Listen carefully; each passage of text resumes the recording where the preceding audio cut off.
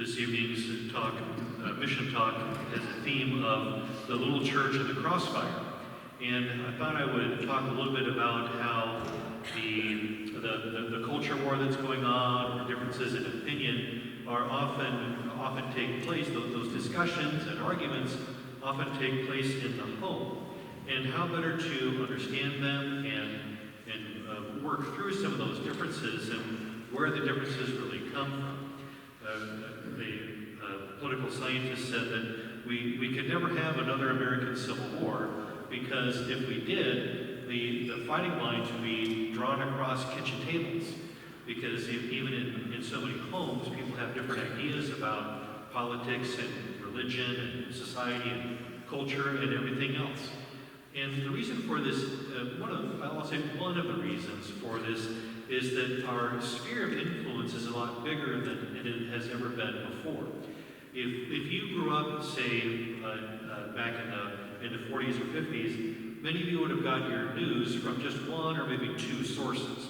And it would have been maybe a TV station, or maybe the radio, or maybe the newspaper. But the sort of news you got was from limited sources. Likewise, your circle of friends was usually among people that you knew rather close. They would have been members of your immediate family, or people that grew up in your neighborhood, or were on your street, because those were the people you saw every day. And even if you picked up the phone to listen into the party line, the people on there would have been people that you were familiar with.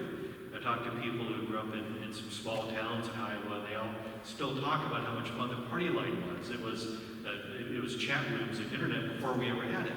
You could just listen to what everyone was talking about. And you'd get caught up on all the local gossip, and you knew what was going on and who people were talking to.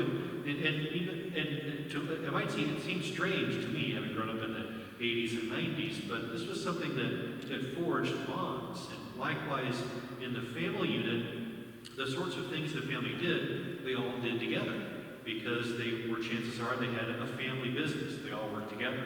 Or a family farm. They all had to work together. They would have, mom and dad went to a school and then sent their kids to the same school. People didn't travel quite as much. My father talked about when he was a boy how even taking a drive to go see grandma just 40 or 50 miles away was a trek of a lifetime. How his dad always ran on 4 bulb tires, so they had 4 spares in the trunk. They had 2 days worth of food in case the car broke down, a whole chest full of tools and all these things. And yeah, but that was only 30 or 40 miles. He said, yeah, that was a big trip in those days. Now we think nothing of driving 6, 10 hours to go visit a family member. We think nothing of calling someone who lives on the other side of the globe. We think nothing of having 30, 40, 50, or 100 friends online that we only talk to in just the briefest of sentences, but like we know more about them than the person who lives across the alley. Well, this is what happens when we have many different exposure to many different ideas and cultures and thoughts. It enters into the mind that all these are just as good as the people that live next door to me. But when you have the breakdown of those close family bonds and those close bonds in the neighborhood and in the small town, you lose sight really of your own identity. Because then, as I talked about in the very first talk, how do I know really who I am? Am I a part of this community far, far away? Am I a part of this community that may just be a bunch of robots online? Am I part of a community of people that I've never met? And because I don't know my neighbors, and I don't know the name of my council member or my mayor or people that I ought to know, what does that do to my identity? Our personalities then tend to become fractured, and we just kind of grab on to any ideology or anything that shows like it's a path forward. And even if you go to Catholic churches today, go to 6 different Catholic churches on Sunday, and you'll hear 6 completely different homilies. If you go to the same churches on the next Sunday, you'll get a completely different message once again, or maybe the style of liturgy is completely different. Even what it means to be Catholic, people will often scratch their heads and struggle to really define what that means anymore. Because we've tried so many different things in order to bring people in that we will often even change our very most basic teachings in order to try to get a few more people in the door. One old priest told me that he lamented because we've tried everything to get people to become Catholic, except actually be Catholic. But asked him, well, what does that even mean? And I wasn't sure he could give me a good definition of what that is.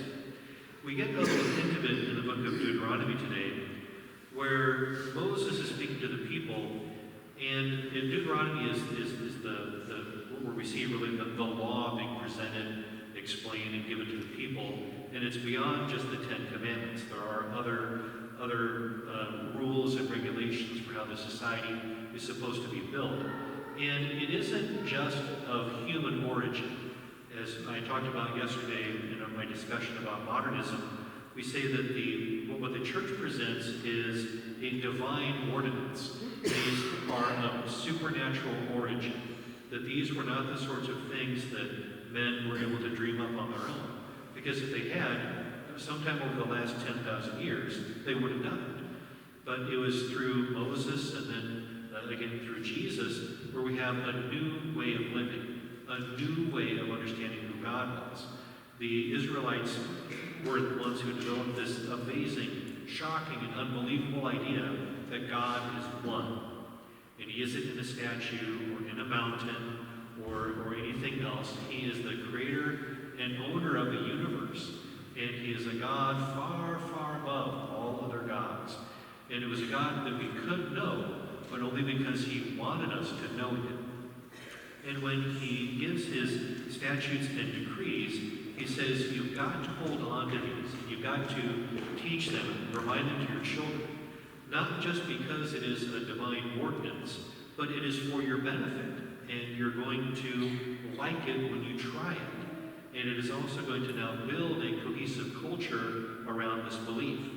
The people were called the Hebrews, and the word Hebrew comes from an old word, hubiru. And the hubiru were the people that lived in the Jordan River Valley. They were people that were shepherds, itinerant tradesmen. They were escaped slaves. They were bandits.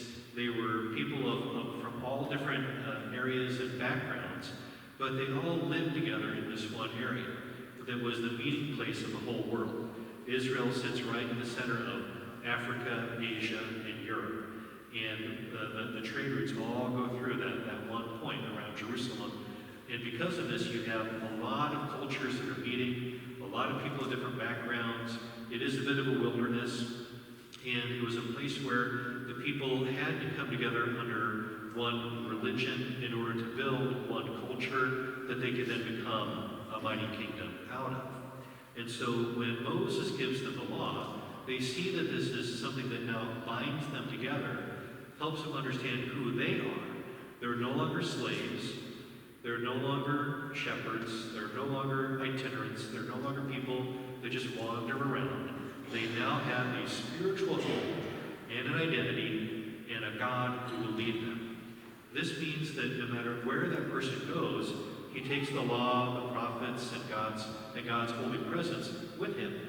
And because of this, he can be assured of what is right and what is wrong. He's got a toolbox of things that will help him no matter what problems arise during the day.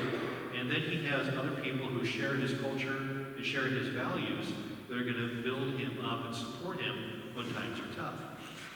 And so in the modern world, even though, as I talked about yesterday, the idea of modernism is that it wants us to all kind of believe the same thing and have the same ideas. What it really ends up doing is telling people that now you believe in nothing. Now you have no identity. Now you are nothing but a cog in a wheel to support the state, go to work, and buy some stuff. That's what you do. But that isn't an identity. That isn't a culture. That isn't any kind of way to live. And it is nothing that provides enlightenment and enjoyment to a human's life. You might get some small amount of enjoyment of following your favorite sports team, but they're not going to get you to heaven. And so what Moses is telling them today through his message from God is that now you have something that binds you and builds you up. And as Catholics, this was something that we often used to guard very closely. We had a certain number of rituals and prayers that we knew. If you had somebody who came to visit a Catholic church, and this is still somewhat true today, they might be baffled by what they were witnessing. How do they know when to sit and stand and kneel? How do they know what the songs mean? How do they know what the priest is doing? How do they know any of these things? For people visiting a Catholic church who didn't grow up in it, it was often an incomprehensible ritual that they were going through. But the Catholics who were there were looking at it and said, yes, I know that God is here, and this is what brings my culture together. And culturally, they shared things. If you talk to Catholics of a certain generation and tell certain jokes, they'll know exactly what you're talking about. Make a reference about rulers, or nuns, or skirts, or patent leather shoes, or on and on. All these things that used to be part of that cultural mix of what it meant to be Catholic.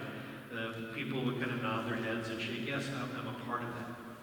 But if we now begin to see that culture being fractured, it's not just happening in the Catholic Church, it's happening in many of the mainline Protestant churches, where now many of them have seen a sharp decline of their membership and a crisis of understanding what they really teach and believe. You see the evangelical churches, even though they're growing, often disagree on some of the most basic tenets of what is in the Bible. And people bounce from one church to the next to try to find a place that agrees with them. And I hear tell that this is also happening in the Jewish community and in the Muslim community, where they're struggling against the same cultural factors that are going after us as well. If you don't have a cohesive culture and a cohesive structure to your life, you're going to end up in some kind of a conflict. Because then you have people who disagree about the same thing. If I say, okay, now everyone go out the door today and be a good Catholic, people might even have a fight in the parking lot about what that means. What is the main issue of the day that is most important for the church? Is it religious freedom? Is it immigration? Is it peace? Is it war? Is it abortion? Is it birth control? Is it, go down the list. I could find dozens of things that the Catholics would disagree on in the course of their everyday lives. And they could all make arguments because they said, well, I heard a bishop, or I heard a priest, or I read a book by a Catholic theologian that says it's this way. Someone else says, no, it's this way. What Moses is getting at today is that we have to take some time to go back to the basics and understand where our faith came from and why it was so important they would hold on to certain cultural things. And Catholics now are struggling today over the questions that the world presents them. And I get this question about once a week. They'll say, I have a family member who is now getting married in a non-Catholic ceremony, or possibly someone to the same gender. Father, can I go to the wedding? And we have a conversation about that. Or they'll say, I've got a son or a daughter who has left the church, or they've taken on a different lifestyle choice in their lives. How do I show love for them, but also talk to them about how this doesn't agree with how you were raised? And these questions go on and on and on.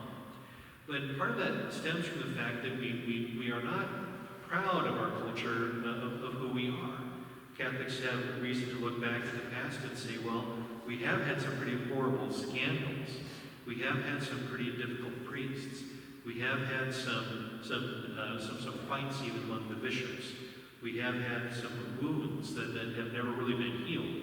And because of that, we see the divisions opening up. And as more and more of these wedge issues enter into our lives and into our discussions, people find themselves on different sides of all of these things. But Moses still says, hey, you got the message from God. Go back and look at what the Lord said and see if your beliefs align with that. Now, the path forward we see now in Matthew. So I'm sure if I had just compressed that first part of the homily into 5 seconds, it would say, we've got some problems, folks, right? And there's some divisions out there. But Jesus offers a way forward, because this was the same discussion that was going on in his day. Remember when the young man asks him, Jesus asks the young man, what are the law and the prophets? And he says, you shall love, Jesus says it, you shall love the Lord your God with your whole heart, your whole mind, and your whole soul, and love your neighbor as yourself. Now, this was a little joke that the rabbis would tell. And there was always 2 rabbis, and the one person asked the first rabbi, is it possible to recite the law and the prophets while standing on one foot?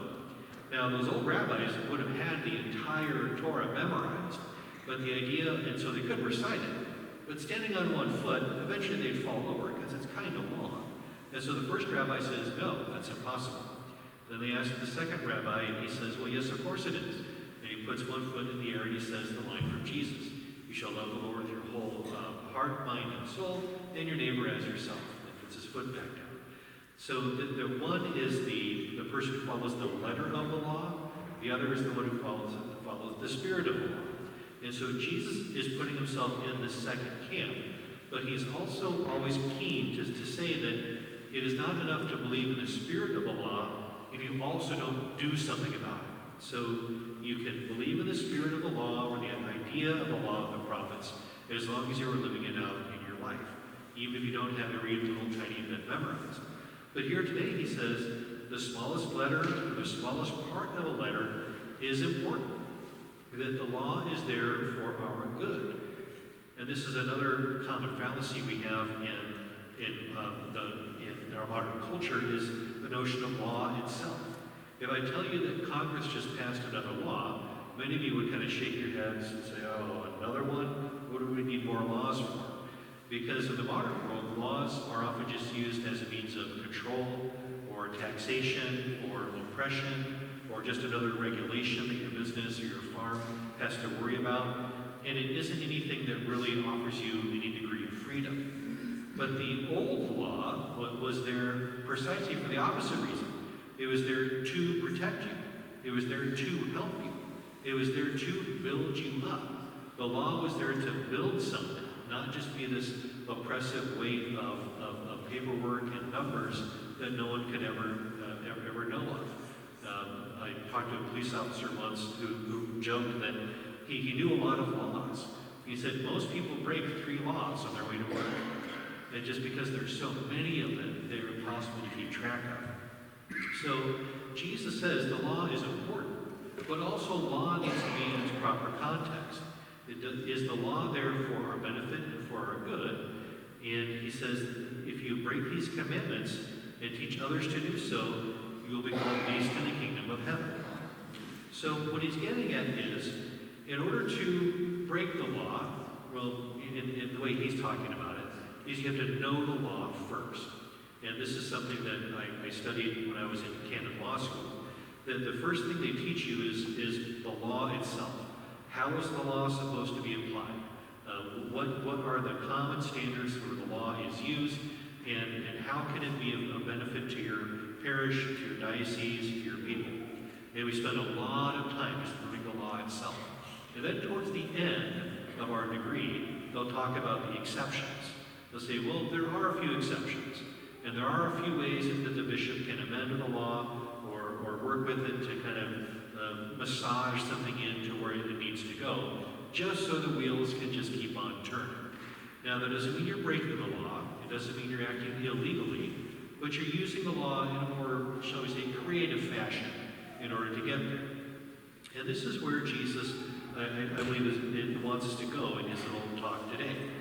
That he says, when you are discussing these matters with your family, with your friends, around the dinner table, it is first very important to understand the issue at hand and define it clearly.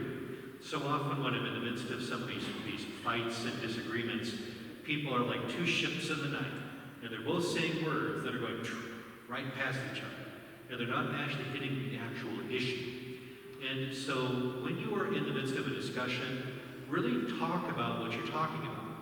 What is it that we actually disagree on? Do we disagree on something that should be or something that actually is?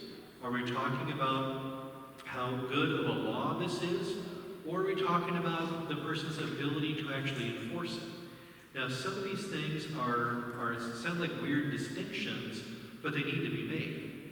Because it would be very good for me to become president of America and then pass a law on the first day that says, no one shall ever break any laws, and then have Congress pass it. Wouldn't that be great? Let's do it. Who could not be for that law? No one shall ever break another law again. That's the law. But then the question is, how do you enforce that? And likewise, when we're talking about things in the church, we say that, yes, this is what we believe. Now, what's the enforcement mechanism? Or how do we actually teach it? How do we bring people into the fold to understand it? And this is, when we get into those discussions, we're usually kind of pushing back and forth against those sorts of things. Once you clearly understand what the issue is, you have to ask yourself and your opponent, what do you actually know about this? And don't say it like that, because the person might get very offended, but ask yourself, what do I actually know about this?